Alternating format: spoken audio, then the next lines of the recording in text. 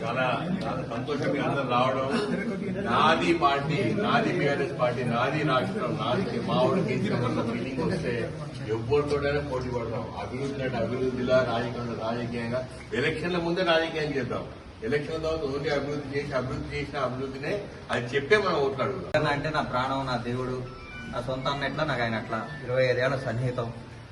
ఆయన జీవితంలో ఒకరికి సాయం చేయటమే కానీ ఒక దగ్గర ఒక ఆశించడం కానీ ఒక తప్పు చేయటం కానీ నేను చూడలేదు. అట్లాంటి వాడు చెవులు ఎంపీ అవ్వటం మీ అందరూ అదృష్టం. నిజంగా చెప్తున్నా, ఇట్లాంటి వ్యక్తి రాజకీయాల్లో ఉంటాడని నేను ఊహించలేదు. రాజకీయాలు వస్తాడని నేను కళ్ళలో కూడా కనలేదు. అన్న మేము పోతాం అనేది కానీ మమ్మల్ని ఎప్పుడేమో అది కాదు అనేది. అట్లాంటి వాడు ఎంపీ అవ్వటం నిజంగా చేవేళ ప్రజల అదృష్టం. ఆయన ఇంకా నంబర్ 1 స్థాయిలో ఉండాలని మనస్ఫూర్తిగా కోరుకునేవాళ్ళం. మేము ఆయన సైనికులు, ఆయన తమ్ముళ్ళం. మచ్చలేని రాజకీయ నాయకుడు. ఎవరన్నా ఏదన్నా 100 రూపాయలు ఎక్కడన్నా తప్పు చేసినట్టుగా రంజిస్తానని నిలబెడితే అది అదే మాట కూడా రాదు నాకు. ఆయన ఆటే రాదు, ఆయనకు ఆలోచన కూడా రాదు. అంత గొప్ప వ్యక్తి ఆయన, వ్యక్తిత్వం వల్ల మా రంజిత్ అన్న.